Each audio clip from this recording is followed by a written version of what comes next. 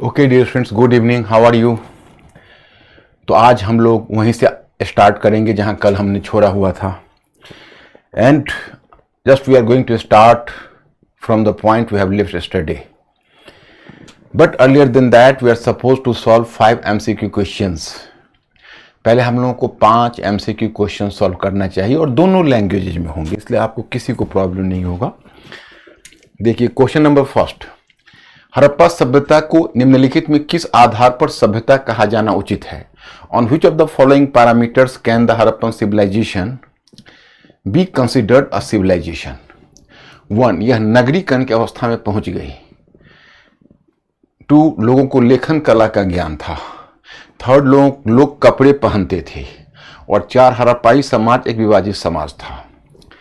तो और आपके सामने answer, urbanization, use of script, people were wearing clothes and 4, social hierarchy existed in Harappa. तो social hierarchy existed in Harappan civilisation.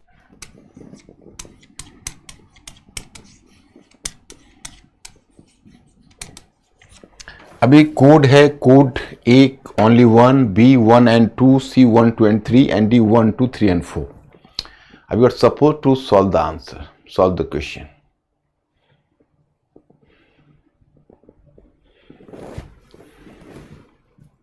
Website पे B है और एप्लीकेशन पे D है। वेबसाइट पे B, एप्लीकेशन पर D। मैं स्टूडेंट्स इसका B आंसर होगा। अब आप ही बताओ, ये नगरीकरण की अवस्था में पहुंच गई, that is the parameter of civilisation. ये सही है कि अगर कोई भी समाज नगरीकरण की अवस्था में पहुंच जाए तो सिविलाइजेशन है, हम उसको डिनाई नहीं कर सकते। दूसरा, लोगों को लेखन कला का ज्ञान था। मैंने पहले ही बताया कि सिविलाइजेशन का 2 क्राइटेरिया और भी बना है, कि लोग के पास स्क्रिप्ट का ज्ञान हो, लेखन कला का ज्ञान हो, और दूसरा अगर वह अर्बनाइजेशन के स्टेज पर पहुंच जाता है, मतलब कि नगरीकरण की अवस्था में पहुंच जाता है। लेकिन लोग कपड़े पहनते थे, ये सिविलाइजेशन का क्राइटेरिया नहीं है। क्या आप समझ सकते हो कि प्री हड़प्पन कल्चर में, जिसको कालीबंगा कल्चर बोलते हो, ताम्रपाषाणकालीन संस्कृति बोलते हो, कालीबंगा संस्कृति बोलते हो, सोती संस्कृति बोलते हो, क्या उसमें लोग नेकेड घूमते थे? उसमें भी तो लोग कपड़े पहनते थे। कपड़ा पहनना कोई सिविलाइजेशन का क्राइटेरिया नहीं है। और हड़प्पाई समाज एक विभाजित समाज था, वो भी क्राइटेरिया नहीं है। तो आपका आंसर बी होना चाहिए था। अब मिस्टर अंकुर, आप हमें बताइए कि कितनी स्टूडेंट्स ने बी किया है? B is the correct answer. कुछ बच्चे थे जो बी पे थे, मतलब। और वेबसाइट पर वेबसाइट पे तो बी आ रहा। ओके, चलिए क्वेश्चन नंबर 2, हड़प्पा सभ्यता को निम्नलिखित में किस आधार पर सभ्यता कहा जाना उचित है? तो खैर ये हो चुका है। क्वेश्चन नंबर 2, हड़प्पा सभ्यता एक नगरीय सभ्यता थी, क्योंकि the Harappan civilisation was an urban civilization because choice A, सभ्यता से जुड़े हुए अधिकांश स्थल नगर थे। Most of the sites associated with civilisation were cities. B, इस सभ्यता से जुड़े हुए कुछ स्थल नगर थे। Some sites associated with this civilization were cities. C, इस सभ्यता के अंतर्गत सर्वाधिक संख्या व्यापारियों की थी। The maximum number of traders existed under this civilization. D, इस सभ्यता के अंतर्गत ग्रामीण स्थल अनुपस्थित था। Rural area was absent under this civilisation. अब आपको इसमें फाइंड आउट करना है। बी फास्ट माय स्टूडेंट्स, आप लोग ब्रिलियंट हो, आप जरूर इसका आंसर ढूंढ लोगे।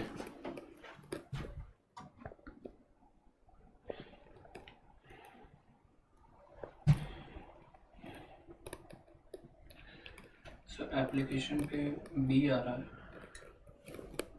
और वेबसाइट पे ए आ रहा है। आज वेबसाइट का क्या हो गया है भाई? एप्लीकेशन पर बी आ रहा है, वेबसाइट पर ए आ रहा है। कल ही तो मैंने एक क्वेश्चन सॉल्व करवाया है माय फ्रेंड्स, याद करिए। कल मैंने आपको बताया है एसर्शन और रीजनिंग में कि Harappan civilisation was an urban civilisation and reasoning most of the sites associated with civilisation were cities और वेयर टाउन्स। क्या हम लोगों ने करेक्ट किया था? सी, यानी ए सही है, आर गलत है। और अभी आप अगर ए चुन रहे हो तो फिर वही ब्लंडर आप कर रहे हो जो आपने कल किया था। इसलिए मैं कह रहा हूं कि मेंटली अलर्ट रहा करिए। बी इसका आंसर होगा। फिर इस सभ्यता से जुड़े हुए कुछ स्थल नगर थे। अब surprisingly we will come to know कि actually Harappan sites were more than 1000 in numbers, but among nearly 1000 sites you can say 9 to 10 sites were at the status of city, at the status of a city or at the status of a town. Otherwise all the sites were the rural sites. मतलब उस अगर 1000 से ऊपर अगर स्थलों को आप देखिए तो उसमें संभव है कि 9-10 या 10-11 ऐसे साइट्स हैं, ऐसे स्थल हैं जो नगर के दर्जे पर थे। बाकी जितने भी थे वो सब ग्रामीण स्थल थे। तो कैसे आप कर सकते हैं? इसका बी आंसर होगा। क्वेश्चन नंबर 3, सिंधु घाटी की सभ्यता के लिए हड़प्पा सभ्यता का नाम सर्वाधिक उचित प्रतीत होता है। रीजनिंग, हड़प्पा सबसे बड़ा स्थल था। The name Harappan civilisation seems most appropriate for the civilisation of the Indus valley. Reasoning, Harappa was the largest site. अब आपको एसर्शन और रीजनिंग में आप जानते हैं चॉइस पहला ए में दोनों करेक्ट है और R correct expression F of A है। बी में ए करेक्ट ए आर दोनों सत्य है परंतु आर ए की उचित व्याख्या नहीं है। सी में ए सत्य है लेकिन आर असत्य है और डी में ए असत्य है लेकिन आर सत्य है। Be fast. दोनों जगह सी आ रहा है। दोनों जगह सी आ रहा है। सी करेक्ट आंसर किया। इस बार आपने बिल्कुल ही सही आंसर किया है सी, क्योंकि सबसे बड़ा स्थल हड़प्पा नहीं, हड़प्पा का तो बहुत पीछे नंबर है। हड़प्पा से बड़ा तो राखी गढ़ी, धौलावीरा, मोहनजोदड़ो, गनेरी वाला ये सब साइट से। हड़प्पा तो काफी नंबर पीछे जा रहा है। हाँ, आर्कियोलॉजी में परंपरा यह है आर्कियोलॉजी में कि अगर कोई पहला साइट है जिसका एक्सकेवेशन होता है, जिसकी खुदाई होती है, तो उस साइट के नाम पर उस सिविलाइजेशन का नाम होता है। तो चूंकि हड़प्पा वो साइट है जिसका सबसे पहले एक्सकेवेशन हुआ है and that's why you know कि हम उस आधार पर उस सिविलाइजेशन का नाम हड़प्पन सिविलाइजेशन बोलते हैं। निम्नलिखित में किस फसल को हड़प्पाई लोग सिंदन कहते थे? Which of the following crops was called sindan by the Harappans? By Harappans you can say. Choice A गेहूं and wheat, choice B कपास cotton, choice C ragi and choice D जौ D बार्ली। ये 4 choices से आपको इसमें find out करना है।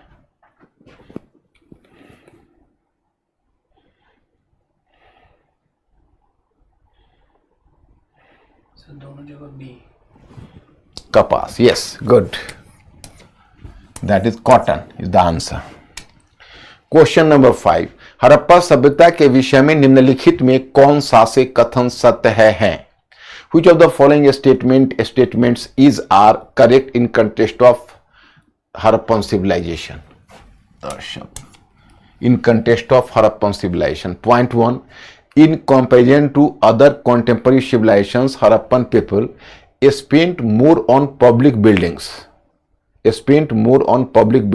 2, in urban planning, Harappans gave more emphasis to grandeur and decoration as compared to utility. मतलब समकालीन सभ्यताओं की तुलना में हड़प्पा सभ्यता के लोगों ने सार्वजनिक भवनों पर अधिक खर्च किए और 2, नगर निर्माण योजना में हड़प्पाई लोगों ने उपयोगिता की तुलना में सजावट और भव्यता पर विशेष बल दिया। My students, I am sorry कि you are going to commit a mistake in this question, क्योंकि अभी मैंने टाउन प्लानिंग आपको समझाया नहीं था, लेकिन मैंने थोड़ी धृष्टता की, थोड़ा सा मैंने ज्यादा डेयरिंग वर्क किया कि आपको हमने टाउन प्लानिंग पर क्वेश्चन पूछ दिया। अब आप उसके साथ जस्टिस कर पाओगे, उसमें थोड़ा डाउट है, वैसे करके आप देखिए, थोड़ा सा इंटेलेक्चुअल गेस करिए। तो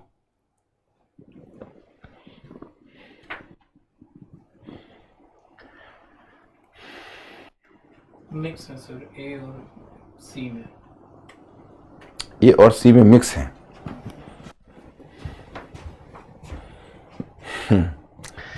देखो, इसका आंसर बच्चे ना तो ए होगा ना सी होगा, इसका आंसर डी होगा। दोनों गलत है। कहोगे क्यों? मैं अभी आपको बताऊंगा कि हड़प्पन जो रूलिंग क्लास है उसकी विशेषता यह थी कि उन्होंने सार्वजनिक भवन यानी उन्होंने पब्लिक मॉन्यूमेंट्स पर, public you can say buildings पर कम खर्च किए। जबकि कॉमन पीपल के स्टैंडर्ड ऑफ लिविंग को ज्यादा ऊंचा उठाया। यही तो हड़प्पन रूलिंग क्लास का की विशेषता है। इसी पर तो जगपति जोशी हैं, वो बोलते हैं कि भाई जो हड़प्पन पीपल हैं वह ज्यादा अपने अप्रोच में इगैलिटेरियन हैं, वो ज्यादा अपनी अप्रोच में समतावादी हैं। ये तब आप समझ पाओगे जब इनको आप कंपेयर करोगे इजिप्टियन रूलिंग क्लास से और मेसोपोटामियन रूलिंग क्लास से, तब पता चलेगा। और दूसरा क्या है कि इन्होंने उपयोगिता पर ज्यादा बल दिया है, माने भव्यता या सजावट पर कम बल दिया है।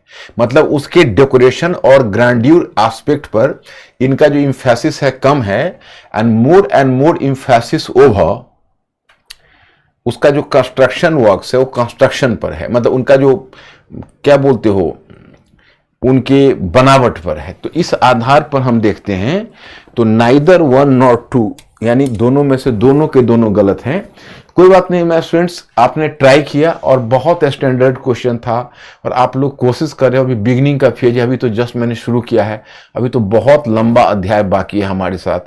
आपको मैं दोनों चीज सिखा पाऊंगा, मैं आपको लिखना भी सिखाऊंगा और आपको मल्टीपल चॉइस क्वेश्चन करना भी सिखाऊंगा। तो चलिए, तो कुछ बच्चों ने डी किया था, yes, D is the correct answer. अब चलिए हम आपको ले चलते हैं जहां पर मैं था कल की क्लास में, वहीं से मैं ले चलता हूं। हम हड़प्पन सिविलाइजेशन में एरिया कवर कर रहे थे, याद करिए। तो उसी क्रम में मैंने आपको बताया था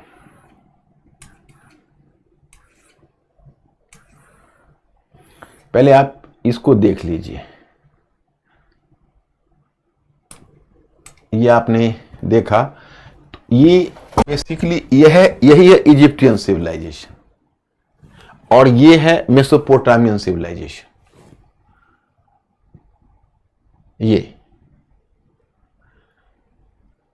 यही है सिविलाइजेशन। और हड़प्पन सिविलाइजेशन जाओगे तो फिर ये है फारस की खाड़ी, ये है लाल सागर, और ये जो जिस नदी के किनारे हैं वो है नाइल नदी, और ये जो नदी के किनारे हैं वो दजला फुरात की घाटी।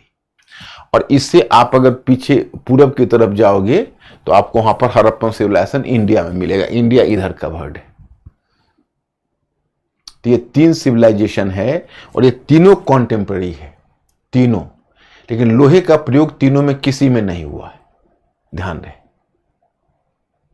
तीनों में किसी में भी लोहे का प्रयोग नहीं हुआ है, यूज ऑफ आयरन। तो चलिए हम आपको कल उद्भव के बाद हमने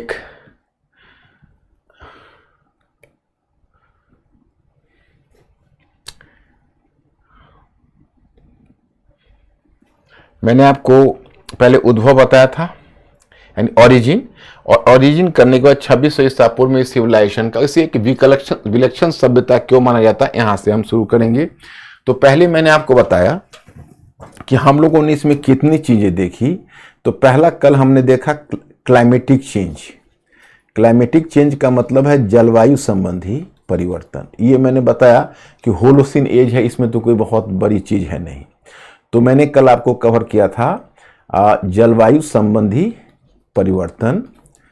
तो जलवायु संबंधी परिवर्तन तो एग्जैक्टली हुआ ही नहीं। फिर मैंने दूसरा आपको बताया था, that is technological change.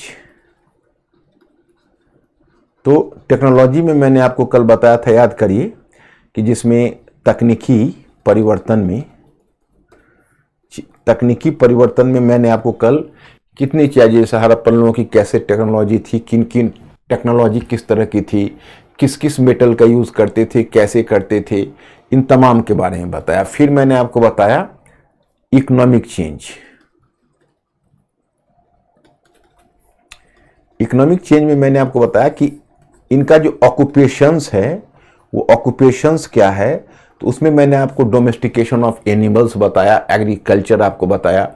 Agriculture में जैसे आपका एक क्वेश्चन बनता है, मैं आपसे जानना चाहता हूं, जैसे एक क्वेश्चन मैं पूछ रहा हूं, आप लोग इसको बताओगे एग्रीकल्चर में कि कृषि में हड़प्पाई लोग, मैं ओरली बोल देता हूं, टाइम लग जाएगा इस लिखने में। मैं आपसे जो सवाल कर रहा हूं उसका जवाब दीजिएगा। कृषि में हड़प्पाई लोग निम्नलिखित में किस प्रकार के उपकरणों का प्रयोग करते थे? यानी एग्रीकल्चरल प्रैक्टिसेस में, माने in agricultural practices Harappan people were using which of the following tools? Choice A, प्रस्तर के उपकरण, यानी पॉइंट 1 प्रस्तर के उपकरण, पॉइंट 2 तांबे के उपकरण, पॉइंट 3 कांसे के उपकरण। ओके, मेरी बात को समझिएगा। मतलब कृषि में हड़प्पाई लोग किस तरह के उपकरणों का प्रयोग करते थे? पॉइंट 1 प्रस्तर के उपकरण, पॉइंट 2 तांबे के उपकरण, पॉइंट 3 कांसे के उपकरण। In agrarian practices Harappan people were using which type of tools? Point 1 stone tools, point 2 copper tools, point 3 bronze tools.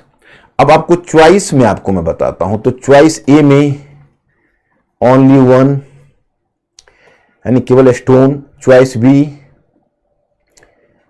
2 and 3 मतलब copper and bronze, choice C 1 and 2 stone and copper, and choice D 1 2 3। अब आप लोग ABCD में आप लोग करिए कि इसमें से किसे आप करेक्ट करेंगे। 2 आ रहा है। मतलब बी। कौन सा? बी। सभी लोग वेबसाइट पे सी भी है कुछ, बट बी भी है।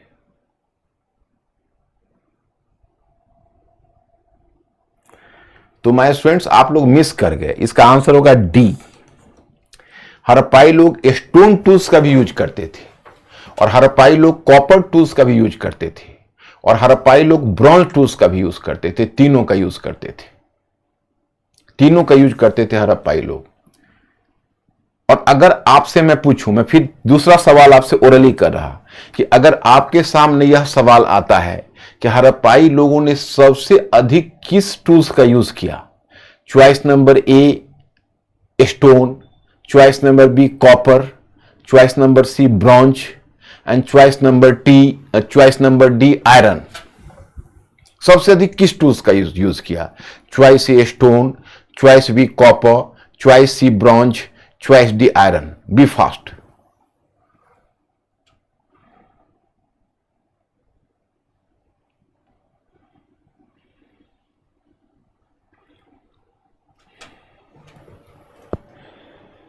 डी आ रहा है।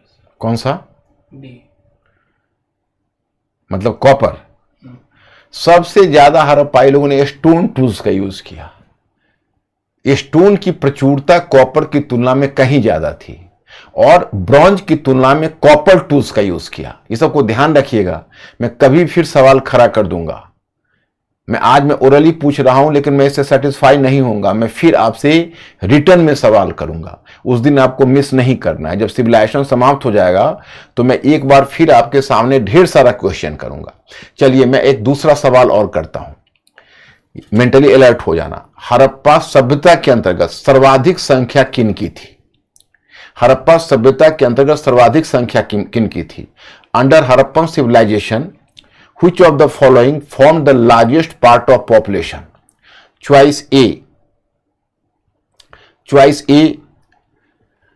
कृषक एवं पशुपालक, चॉइस नंबर बी कारीगर एवं व्यापारी, चॉइस नंबर सी पुरोहित, चॉइस नंबर डी कुलीन वर्ग के लोग। द 4 choices: चॉइस ए आप कल्टिवेटर्स एंड हस्बैंडमैन यानी पशुपालक, choice number B craftsman and merchants, choice C priest class, and choice D aristocratic class. A आ रहा है। वेबसाइट पर ए। अब देखो, इसमें आपने बुद्धिमानी की, इसमें आप नहीं पकड़े गए, चॉइस ए करके निकल गए। जाहिर है कि अगर हड़प्पन सिविलाइजेशन में सबसे अधिक रूरल साइट्स है तो सबसे अधिक पॉपुलेशन तो होना चाहिए कृषक एवं पशुपालक का ही। मतलब कि सबसे, if actually Harappan civilisation was an urban civilization, so you can very well imagine that कि the largest population was formed by home, that definitely by the cultivators and the husbandman. So you are 100% correct here, and your prophecy and whatever you have just made, whatever conjecture you have made, that is completely and that is totally correct. तो चलिए इसको हमने ले लिया. अब हम economy वाले में तो कल मैंने आपको बताया ही था. अब चलिए थोड़ा सोशल बताते हैं. सोशल, क्योंकि हमारा फार्मूला समझिए, जलवायु संबंधी परिवर्तन, तकनीकी परिवर्तन, जीविकोपार्जन में परिवर्तन, तो चेंज इन लाइवलीहुड मैंने कवर कर दिया. अब आपका होगा सामाजिक संबंधों में परिवर्तन, तो इसको हम सोशल चेंज या सामाजिक संबंधों में परिवर्तन वाले पहलू को देखते हैं. तो देखो अब इस पर नजर डालिए. तो अब सोसाइटी क्या है, तो हड़प्पन सोसाइटी, काश अगर इनकी लिपि पढ़ी गई होती तो हम हड़प्पन सोसाइटी के बारे में जानकारी प्राप्त कर पाते. But we are not having the knowledge of Harappan society because Harappan script had not so far been deciphered. उसकी लिपि अभी तक पढ़ी नहीं जा सकी है. लेकिन चलिए, अगर समाज, अब ध्यान करिए, अगर समाज विकास के एक खास बिंदु पर होगा तो आप मानकर चलना वो समाज विभाजित होगा, क्योंकि अगर उसकी इकोनॉमी विकसित है, अब ये अर्बन इकोनॉमी है, तो जिस समय आपकी इकोनॉमी आपकी जरूरत से ज्यादा सरप्लस को जनरेट करती है, अगर आपकी जो अर्थव्यवस्था है वो आपकी आवश्यकता से अधिक सरप्लस को जनरेट करती है, अगर उससे अधिक उत्पादन वो करती है, तो जाहिर है कुछ ऐसे लोग खड़े हो जाते हैं जो उस उत्पादन पर कब्जा करके, उस प्रोडक्शन सरप्लस पर कब्जा करके समाज में अपनी स्थिति को मजबूत कर लेते हैं. मीन्स कि a group of people just stood up and it tried to appropriate the surplus production in its favor, so that creates a rift, a social rift in society. तो इसका सीधा संबंध सामाजिक विभाजन से हो जाता है. तो जाहिर है कि हड़प्पा सभ्यता एक अति विकसित सभ्यता थी, तो हड़प्पा सभ्यता का समाज भी विभाजित था. और अगर समाज में विभिन्न वर्गों पर आप नजर डालेंगे तो आपको पता चलेगा कि वहां पर एक पुरोहित वर्ग जरूर था, पृष्ठ क्लास, क्योंकि मोहनजोदड़ो से जो आपको दाढ़ी वाले साधु की मूर्ति मिली है, दाढ़ी वाले साधु की, तो एक पुरोहित वर्ग का जो है, वो पुरोहित वर्ग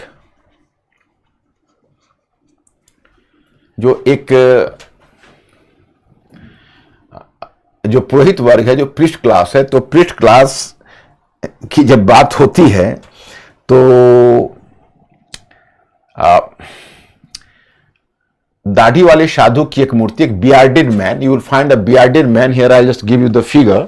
सो वह मोहनजोदड़ो से प्राप्त हुआ है. मैं देखता हूं शायद उसका होना चाहिए फिगर बियर्डेड मैन का. देखिए ये दाढ़ी है इसकी, ये दाढ़ी वाले साधु और तिपतिया चादर ओढ़ा हुआ है. इसकी पहचान साधु के रूप में हुई है. तो एक पृष्ठ क्लास तो है, हम ऐसा नहीं कर सकते कि पृष्ठ क्लास नहीं है. एक पृष्ठ क्लास है, और ये पृष्ठ क्लास काफी यू कैन से प्रोमिनेंट है. इसके बाद एक शासक वर्ग आता है, तो कुलीन वर्ग तो होगा ही, एक अरिस्टोक्रेटिक क्लास होगा, कुलीन वर्ग, तो एक अरिस्टोक्रेटिक क्लास भी है. और एक पता है आपको, एक वॉरियर क्लास भी था, क्योंकि एक लोथल से शायद एक सील मिला है जिसमें एक योद्धा को दो वॉरियर से लड़ते हुए दिखाया जाता है. तो एक हो सकता है कि योद्धा वर्ग भी है, वॉरियर क्लास. और खास के जो सिनौली से जो अवशेष मिला है वो तो योद्धा वर्ग के बारे में बताता है. मैं आपको पहले बता दूं कि जो पीछे जो हड़प्पा सिविलाइजेशन के बारे में देखो, अब हमारे पास क्या है कि जैसे जैसे उसके अध्ययन स्रोतों की उपलब्धता बढ़ती जाती है, क्योंकि हमारा वहाँ उसका साहित्य तो नहीं पढ़ा गया. अगर उसका साहित्य, अगर उसकी लिपि पढ़ी गई होती तो हो सकता है उस सिविलाइजेशन के बारे में हमारी जितनी भी धारणाएं हैं सभी बदल जाए. And we can change our perception about the civilization whenever its script was going to be deciphered. But so far its script has not been deciphered, so we are not very clear about the civilization. But particularly after the excavation at Sinoli, now we come to the conclusion that कि there might have existed a warrior class as well. क्योंकि देखो अब सिनौली क्या है मैं आपको बताता हूँ. सिनौली एक स्थल खोज में आई है, वो उत्तर प्रदेश के बागपत जिले में है. तो पहले 2009-10 में उस वहां पर कुछ, या 2008 में कुछ पहले ग्रेव्स मिले थे, ग्रेव्स मतलब कब्र मिले थे, और फिर 2018 में कब्र मिले। तो कुल मिलाकर 116 कब्र अब तक प्रकाश में आए हैं। अब उन कब्रों को आप देखोगे, मैं आपको दिखाऊंगा भी आगे, मैं दिखाऊंगा भी सिनौली में, लेट हड़प्पन कल्चर में। तो उन कब्रों को देखोगे तो उस कब्र से ऐसे योद्धाएं निकली हैं जो पुरुष योद्धा भी और महिला योद्धा भी है। That is the female warrior and male warrior, and they are just wearing the armours and the Hamlet.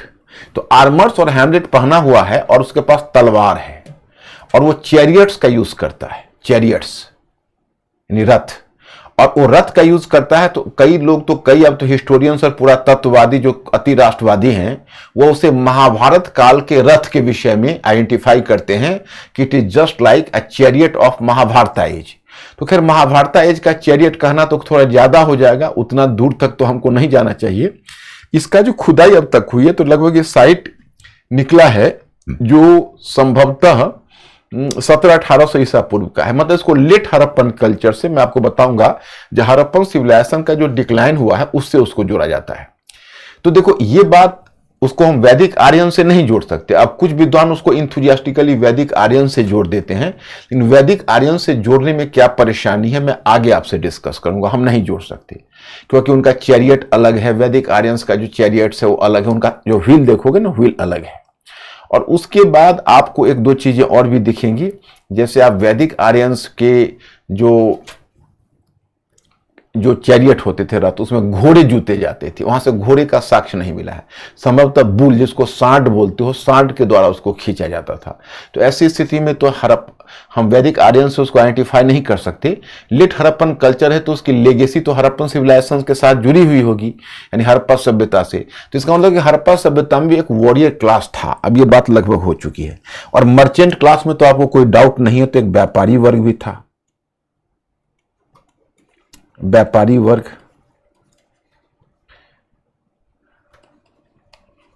Merchant class, और उसके बाद आपको तो एक आर्टिजन क्लास। आर्टिजन क्लास का मतलब हुआ कि जो कारीगर वर्ग है, वो कारीगर, आपको आर्टिजन्स तो दिखता ही है, कारीगर, कारीगर एवं शिल्पी,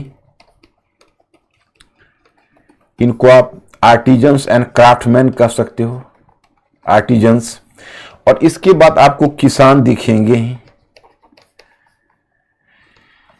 कल्टीवेटर्स। अच्छा, और आपको श्रमिक भी दिखेंगे, जैसे हड़प्पा और मोहनजोदड़ो से श्रमिक आवास मिला है, श्रमिक वर्कर्स। अब इतना सारा निर्माण कार्य हुआ है, बिना श्रमिक के कैसे संभव है? आप ही बताओ। तो वर्कर्स तो हैं। तो ये हुआ आपके डिवाइडेड सोसाइटी, हड़प्पन सोसाइटी। अब है कि महिलाओं की स्थिति कैसी है। तो जानते हो पहले इसको कहा जाता था मैट्रियार्कल सोसाइटी, की सोसाइटी वाज पॉसिबली मैट्रियार्कल, मातृसत्तात्मक था। लेकिन बाद में यह तय हुआ कि देखो क्यों, तो मैं आपको धर्म में बताऊंगा। तो धर्म में विमेंस का पूजा होती थी, जैसे जो महिलाएं हैं वो महिलाओं की पूजा होती। तो चूंकि महिलाओं की पूजा की बात होती और ये विमेन वर्शिप की बात होती, तो इस आधार पर ऐसा माना गया कि हो सकता है कि यह सिविलाइजेशन में महिलाओं की प्रधानता बहुत ज्यादा है, तो सोसाइटी संभवतः मैट्रियार्कल या मातृसत्तात्मक होगी।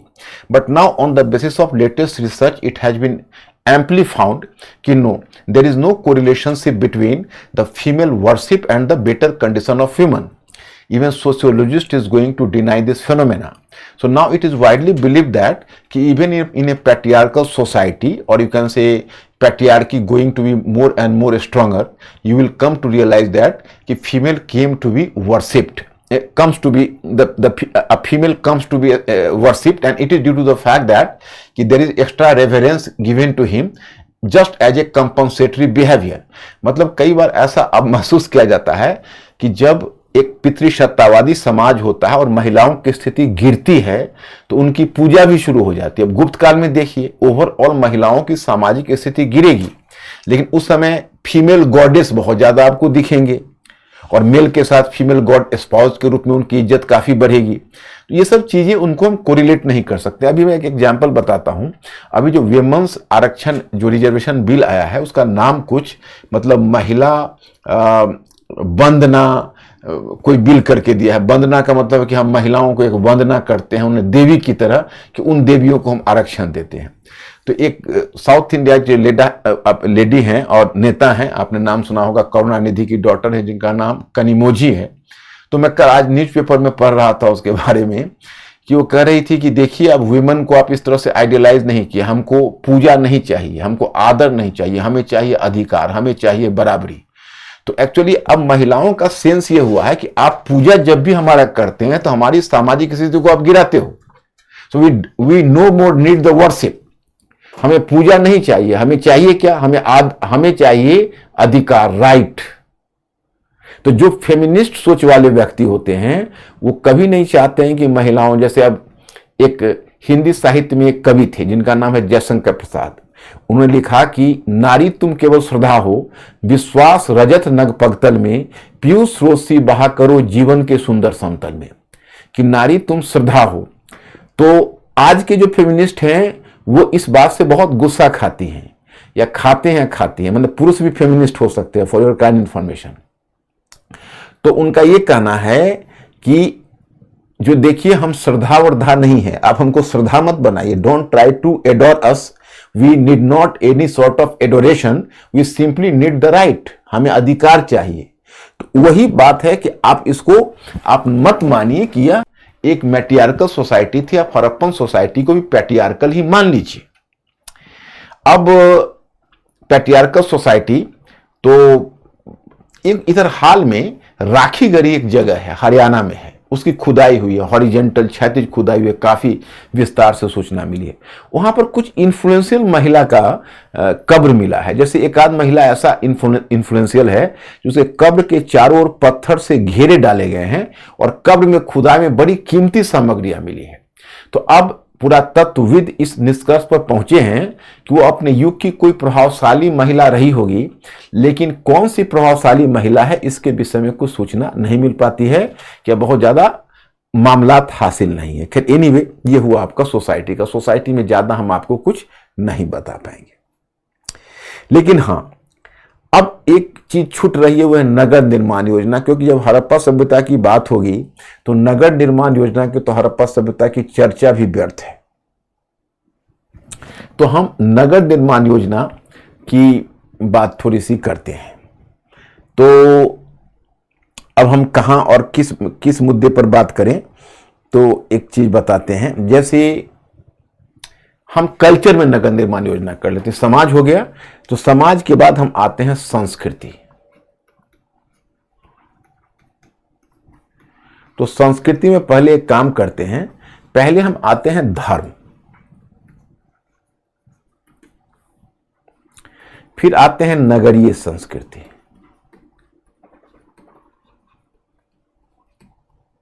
यानी रिलीजियन,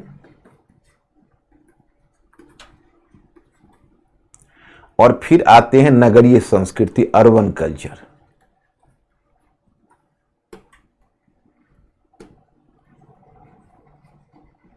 अर्बन कल्चर, और फिर आते हैं कला।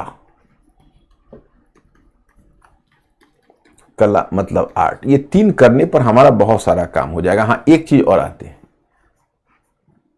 वैज्ञानिक सोच, साइंटिफिक टेम्पर,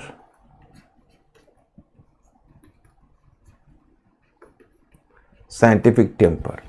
इतनी चीज पहले हम हड़प्पाई लोगों के बारे में कर ले। हमारे पास कोई पुख्ता सबूत तो नहीं है, प्रमाण तो नहीं है, और मैटर के लिए आप चिंता मत करिए, मैटर आपको मैं देता रहूंगा।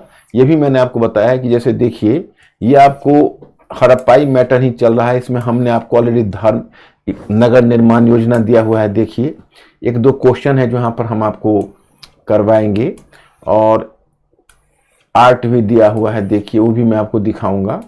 और ये कला,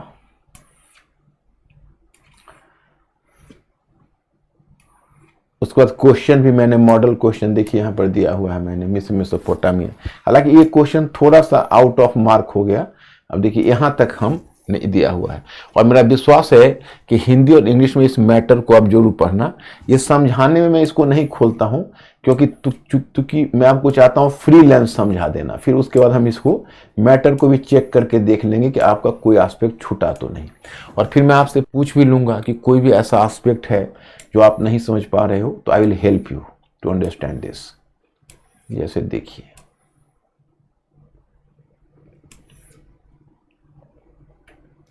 हम लोग यहां थे, यहीं पर आ जाए। देखिए, अब पहले आते हैं धर्म पर। धर्म, रिलीजियन।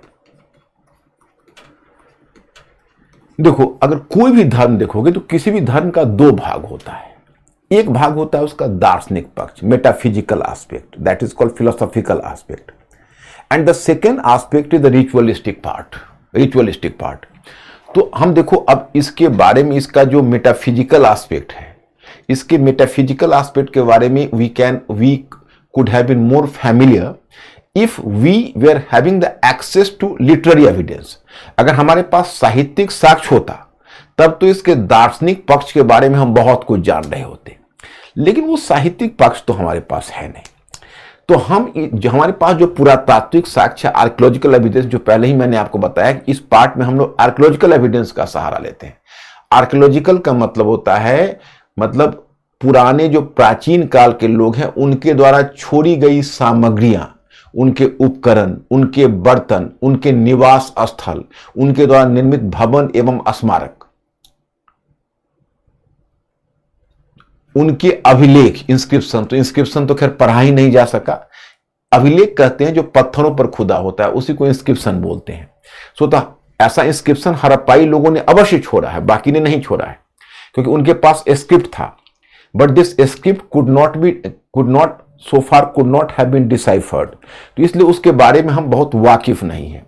अब चलिए, बात आती है रिलीजन की। तो रिलीजन में हम एक पक्ष देखते हैं जिसको हम कहेंगे दार्शनिक पक्ष या मेटाफिजिकल एस्पेक्ट।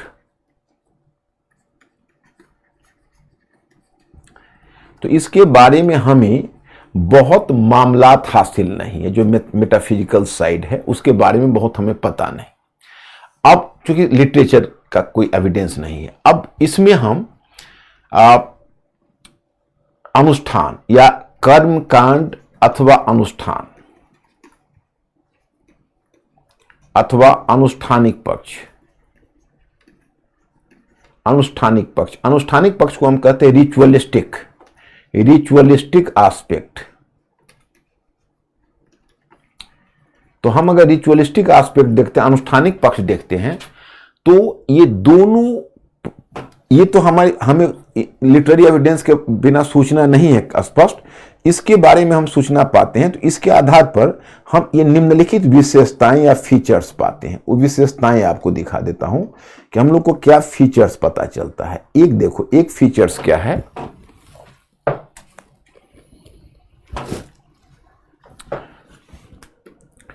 एक फीचर्स है बहुदेववाद।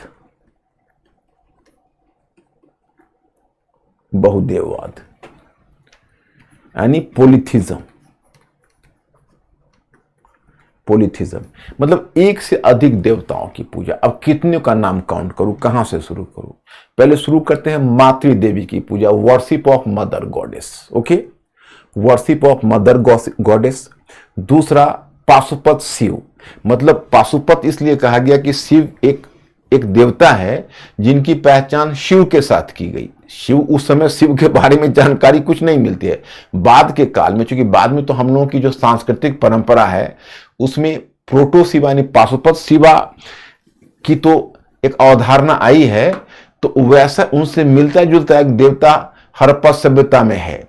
जैसे एक देवता है जिनका 2 सिंह हैं, 3 आंखें हैं, और वो एक चौकी पर बैठे हुए हैं। उनके चौकी के नीचे 2 भेड़ है और उनके दोनों तरफ 4 पशुएं हैं।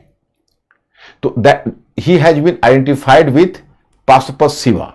तो उनकी पहचान पाशुपत शिव के रूप में की गई। तो एक देवी की पूजा हो गई, पाशुपत शिव। दूसरा क्या है कि पुरुष और महिला अंगों की पूजा। अब पुरुष और महिला अंगों की पूजा mean worship of male and female organs, that is very important. क्योंकि अब पुरुष और महिला अंगों की पूजा से क्या मतलब है? मतलब है वंश वृद्धि की ओर संकेत है कि उससे वंश वृद्धि होगी, प्रोडक्शन होगा। That was symbolising fertility, they were fertility God. अब जैसे फर्टिलिटी गॉडेस में आपको हड़प्पा से एक मोहर मिलता है, मोहर में बताऊंगा, उसको सील बोलते हैं। तो जो हड़प्पाई मोहर है उसमें एक देवी है जिसके पेट से एक वृक्ष निकलते हुए दिखाया गया, जिसके गर्भ से। तो she should be a fertility goddess, वह एक कह सकते हो उत्पादन की देवी रही होंगी, तो उनका साक्ष्य मिलता है। फिर आपको अग्नि पूजा का साक्ष्य मिलता है। अग्नि पूजा में ध्यान रखना, 2 स्थलों से आपको यज्ञ वेदी मिलती है, दैट इज कॉल्ड फायर अल्टार्स। यज्ञ समझते हो ना, यज्ञ में जैसे एक आग जलाई जाती है, उसमें विभिन्न देवताओं को आहुति दी जाती है, ऑब्लेशन दिया जाता है, दैट वाज गिवन ऑब्लेशन। उसमें अनाज भी होता है, उसमें पशु भी होते हैं, सब कुछ होते हैं। आज जो आपके यहां कोई पुरोहित आके अनुष्ठान करते हैं, रिचुअल करते हैं, it was also a sacrifice, वह भी एक यज्ञ है। तो इस तरह की यज्ञ विधि 2 जगह से मिली है, एक गुजरात के लोथल से, दूसरा राजस्थान के कालीबंगा से, ध्यान रखना। तो अग्नि पूजा का साक्ष्य फायर गॉड। फिर वाटर गॉड, वाटर गॉड का एग्जाम्पल आपको मोहनजोदारो से मिलता है। मोहनजोदारो से आपको द ग्रेट बाथ मिलता है, एक महास्नानागार मिलता है, महास्नानागार। वो उसका कोई रिचुअल पर्पस, कोई आनुष्ठानिक पर्पस रहा होगा, कुछ देवता तो मैं आपको दिखा ही देता हूं मैप पर, तब आप ज्यादा क्लियर होगे।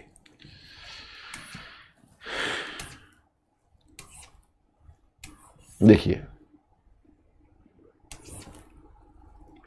यह है मोहनजोदड़ो का महास्नानागार। अब देखिए क्या इसकी बनावट है और कितने ईंटें लगे हुए हैं। ये देखिए, ये इनका स्विमिंग पूल है, मतलब ये उनका पॉन्ड है, मैंने तालाब या जो भी बनाया है इन्होंने, और इसके इर्द गिर्द कमरे बने हैं कपड़े बदलने के लिए। क्या शानदार, कितने ईंटों का प्रयोग हुआ है, लाखों ईंटों का प्रयोग हुआ है इसमें। कितना शानदार महास्नानागार इन्होंने बनाया हुआ है, और अंदर जिप्सम का काम किया हुआ है ताकि पानी का रिसाव ना हो।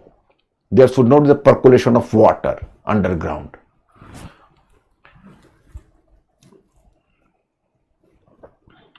देखो और मैं दिखाता हूं, ये देखिए मोहनजोदड़ो से मिला है। ये हुआ ग्रेनरीज, ग्रेनरीज में अनाज रखे जाते थे। ये देखिए यहां पर अनाज के दाने आपको मिलते हैं, लेकिन इसके ऊपर छत नहीं दिखता क्योंकि इसमें लकड़ी का बना हुआ था, लकड़ी की चिनाई हुई थी, तो it decompose in course of time, so it is not visible. ये हुआ डॉकयार्ड, गोदीवारा, ये लोथल से मिला है। मतलब गोदीवारा कहते हैं कि यहां पर पहले पानी जमा होता था, यहीं पर आप शिप को रखते, शिप मैंने बड़े नाव को शिप बोलते थे, आज की तरह कोई स्टीम शिप थोड़ा था, और ये जाता था, इस समुद्र से जुड़ा हुआ था। अगर डायरेक्ट समुद्र में आप नाव कैसे उतारोगे, उसका तो छिछला होता है भाग। एक तरह से यहां से वो जहाज चलेगा, यानी नाव चलेगा, बड़ा सा नाव, और जाके समुद्र में मिलेगा। तो ये होता था डॉकयार्ड। या स्टेडियम देखो, यहां पर बैठते थे, माने ऑडियंस बैठते थे, और सामने सांडों की लड़ाई होती थी, मुर्गों की लड़ाई होती थी, वेरियस, उसमें क्रिकेट मैच तो नहीं था, लेकिन ये various types of entertainment was visible here, you can see.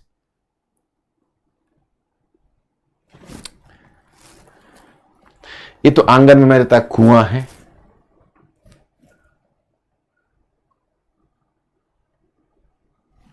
ये सब देवता है। देखो ये मुहर है, मैं आपको दिखाऊंगा कला में।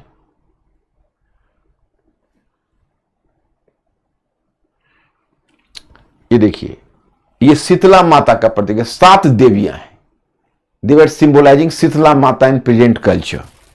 और ये भी जो आप जो देखते हो ना, ये सांड, ये भी एक तरह का देवता ही था। तो क्या क्या पूजा है, मैं फिर एक बार रिपीट करूं। मातृ देवी की पूजा, पाशुपत शिव की पूजा, पुरुष और महिला प्रजनन अंगों की पूजा, मतलब that was the fertility cult. Then you are symbolising fire cult, water cult, then animal worship, यानी बुल। देखो एक तो बुल है और एक एनिमल है, उसको एक श्रृंगी पशु कहते हैं। उसको देखो, ये यूनिकॉर्न है, ये तो खैर 12 सिंघा है। ये देखो यूनिकॉर्न है। यूनिकॉर्न का मतलब है इनके मुख के पास से एक हॉर्न या सिंग निकला हुआ दिखाया जाता है। ये एक अलग तरह का, एक काल्पनिक पशु है, नॉट रियल पशु।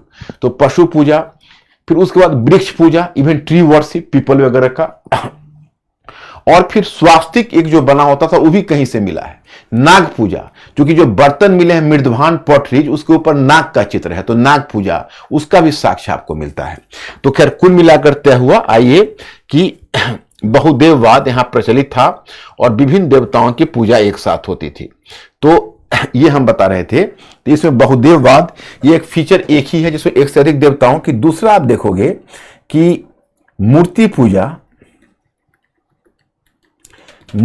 पूजा परंतु मंदिर नहीं। सो आइडल वर्शिप विदाउट टेम्पल।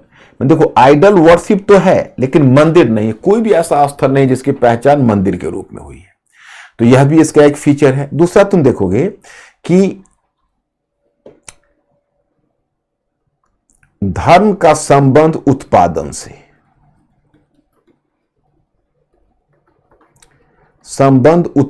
से, रिलीजियन वॉज associated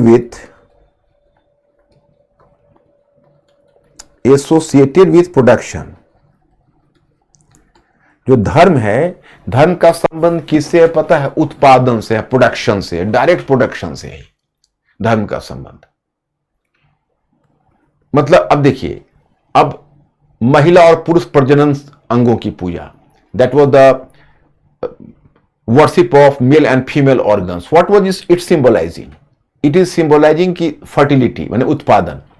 यज्ञ में आप अनाजों की आहुति देते हो या पशुओं की आहुति देते हो, तो इसका सिंबॉलिक मीनिंग होता है कि हे ईश्वर, मैंने आपको इतना दिया, आप बदले में हमें पूरा भंडार भर दो। तो वहां भी कहीं ना कहीं प्रोडक्शन की चाहत होती है। तो ये जितनी अति है, जैसे सर्प का भी संबंध प्रोडक्शन से होता है। आप कहोगे कैसे? तो सर्प भारतीय परंपरा में सेक्स सिंबल है।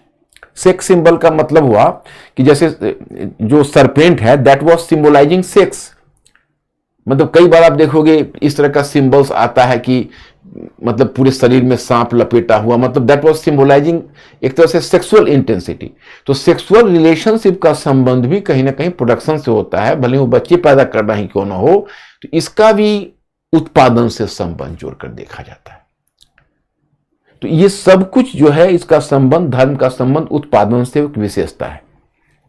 फिर एक विशेषता देखती है कि देखा गया है भारतीय इतिहास में कि जहां जहां मूर्ति पूजा होती है, आइडल वर्शिप होती है, वहां भक्तिज्म होता है, भक्तिवाद। तो यहां पर इसका मतलब है कि आइडल वर्शिप का संबंध कहीं ना कहीं भक्तिज्म से रहा है। आइडल वर्शिप एसोसिएटेड विथ भक्तिज्म मतलब कहीं ना कहीं भक्तिज्म से रहा है। मतलब मूर्ति पूजा का संबंध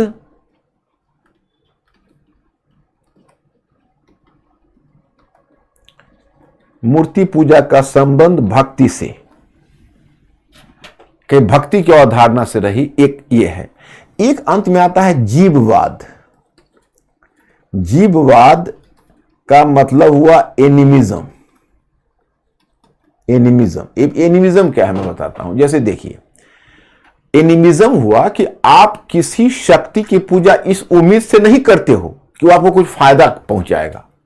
you are not going to worship some entity और some deity in the hope that कि he will help you and he will give you the boon, but rather you are worshipping in order to avoid a calamity। मतलब आप किसी entity की पूजा इसलिए नहीं करते हो कि आपको कुछ देगा, आपसे छीन ना ले, इस डर से आप पूजा करते हो। इसको बोलते हैं जीववाद, एनिमिज्म। अब हड़प्पा सभ्यता के में देखोगे बच्चों के गले में ताबीज, माने उसका जो नरकंकाल है बच्चों का, उसके गले में ताबीज नुमा कुछ मिला है। दैट वाज कॉल्ड एमुलेट्स, ताबीज। वो ताबीज क्यों होती थी? तो उस क्लैमिटी को काटने के लिए होती थी। सो दे वर यूजिंग एमुलेट्स। तो वो आपको बताता है जीववाद। जीववाद में होता है, जैसे आप लोग अगर कहीं रूरल या कंट्री साइड से होगा, तो टाउन्स में भी, छोटे छोटे टाउन्स में भी इस तरह का कंफ्यूजन है, बड़े टाउन्स में भी है कि आपको कोई पेड़ होगा, बरगद का पेड़ होगा, पीपल का पेड़ होगा, तो वहां पर आपको एक होगा कि यहाँ पर कोई एक बहुत बड़ा घोस्ट रहता है या एक ब्रह्म राक्षस रहता है। वहां से जाने वाले कुछ चढ़ावा नहीं चढ़ाएंगे तो उनको कोई अनिष्ट हो जाता है। कई बार तो अब हमारे इलाके में एक पेड़ है, तो वहां पर लोगों में ये भ्रांतियां फैली हुई है कि अगर आप गाड़ी से 4 व्हीलर से जा रहे हो, और 4 व्हीलर या 2 व्हीलर किसी से भी, तो आप अगर वहां पर हॉर्न नहीं बजाते हो तो आपकी चक्का आपका पंक्चर हो जाएगा। अब बताइए, इस भ्रांति में कई बार हम लोग निकल रहे होते हैं तो हम तो बिल्कुल इन बातों में विश्वास नहीं करते हैं, लेकिन निकल रहे होते हैं, वहां पर आकर पता नहीं मन कब कपा जाता है कि पता नहीं अगर कहीं पंक्चर हो गया तो एक बहुत बड़े झमेले में पड़ेंगे, डिले हो जाएंगे। तो ड्राइवर को कहते हैं ऐसा करो, 1-2 बार हॉर्न बजा दो। तो मतलब ये हुआ कि ये एक सामान्य सी मानसिकता है, इसी को जीववाद कहते हैं कि हम कोई ऐसा काम कर रहे हैं ताकि हमारे साथ अनिष्ट ना हो। ये चीज हड़प्पा रिलीजन में दिखता है। तो दैट इज द पॉइंट है। Ankur, is it okay? बच्चे समझ रहे हैं क्या? My students, are you okay?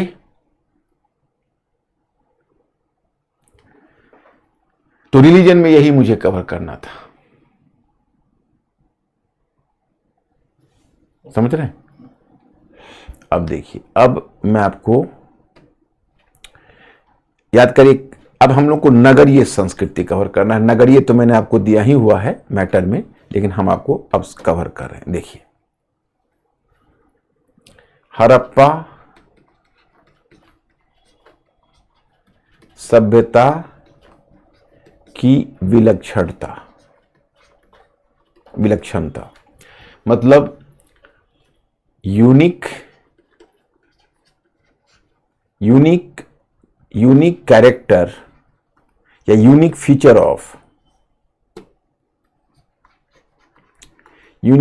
Of Harappan civilisation.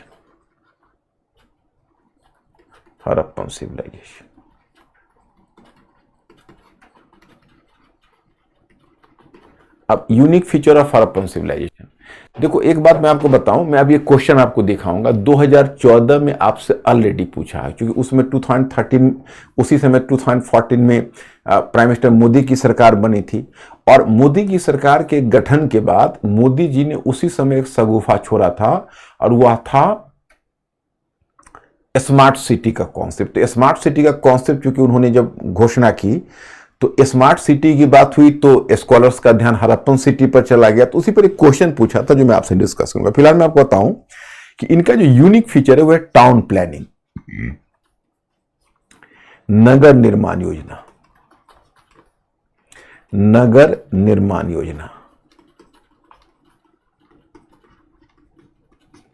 तो नगर निर्माण योजना में पहले मैं योजना समझा देता हूं, फिर काम की चीजें जो एग्जामिनेशन पॉइंट ऑफ व्यू से वो आपके साथ डिस्कस कर दूंगा। कल मैंने आपको बताया था कि नगर की विशेषता यह है कि जो इनके अधिकांश नगर हैं वो अधिकांश नगर इनके जैसे हड़प्पा है, मोहनजोदड़ो है, कालीबंगा है, ये 2 पार्ट में बटा हुआ। उसके पश्चिमी भाग में एक किला है और पूर्वी भाग में एक निचला शहर है। मतलब कि in western part there is a citadel और and in eastern part there is a lower town. इसको लोअर टाउन बोलते हैं। मतलब जो सिटाडल है, जो दुर्ग है, उसके नीचे संभवतः कच्ची ईंटों से उसके बेस को ऊंचा उठाया गया है। तो सिटाडल देखोगे ऐसे है, लोअर टाउन थोड़ा सा उसके नीचे है, और जानबूझ के दूरी बनाकर रखी गई है कि शासक, मतलब उधर सिटाडल में शासक वर्ग के लोग रहते हैं दुर्ग क्षेत्र में, तो निचले शहर से लोग मनमाने ढंग से नगर क्षेत्र में ना जाए, मतलब सॉरी किला क्षेत्र में, दुर्ग क्षेत्र में ना जाए। तो कहीं ना कहीं दुर्ग क्षेत्र में जाने से रोकने का एक तरीका भी है। अब मुख्य रूप से आप देखोगे तो ये बेसिकली ये जो आपका निचला शहर है, तो निचला शहर में you will just in lower town you will come to realise कि एक सड़क है जो लगभग वो सड़क 10 मीटर चौड़ी है, that is the 10th meter in width. So ये सड़क दक्षिण से उत्तर की तरफ ऐसे जा रही है और जाती उस नगर को समकोण पर काटती है। समकोण पर काटने का मतलब हुआ ऐसे काटती है, तो ऐसे काटने से पूरा नगर हो गया स्क्वायर शेप्ड। उसके बाद जैसा कि कल मैंने आपको बताया था कि इसके ऊपर एक मंजिला मकान भी सड़क के किनारे है या 2 मंजिला मकान भी है।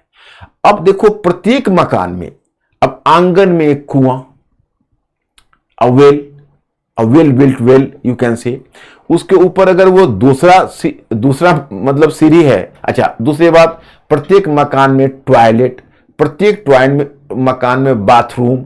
अब बाथरूम है तो बाथरूम में इस बात का ध्यान रखा गया, वैसे देखो वैसे उनका जो फर्श है वो कच्ची मिट्टी का है, कच्ची मिट्टी का फर्श है। लेकिन ध्यान यह रखा गया कि जो कम से कम जो बाथरूम है, बाथरूम में फर्श अगर कच्ची मिट्टी का होगा तो उसमें दिक्कत है, अगर आप बात करते हो, नहाते हो, तो पूरा पानी गीला गीला हो जाएगा और पूरी वहां पर कीचड़ हो जाएगा.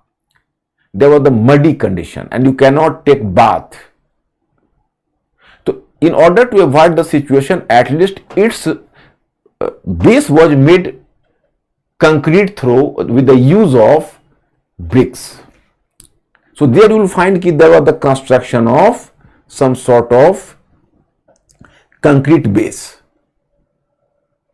क्योंकि उससे कम से कम स्नान करने में लोगों को सुविधा हो. और ऊपर से नीचे की मंजिल पर जो आते थे तो वहां पर पानी तो नीचे से कंटेनर से ले जाना होगा, क्योंकि ऐसा तो कोई सिस्टम था नहीं नलका की तरह आज की तरह जो ऊपर पानी जाता और मोटर जैसी चीज, तो आपको तो मैनुअली ही कैरी करना होगा ऊपर. ऊपर से पानी लाने के लिए ड्रेन पाइप की व्यवस्था थी कि ऊपर का यूज वाटर है वो सीधे आपको गली की नाली से मिल जाएगा, और गली की नाली राउंड लेके फ्रंट साइड में आती थी, और जो मुख्य नाली होती थी वो काफी चौड़ी होती थी, उसमें मैनहोल भी सफाई के लिए बना होता था, वहां जाके मिल जाती थी.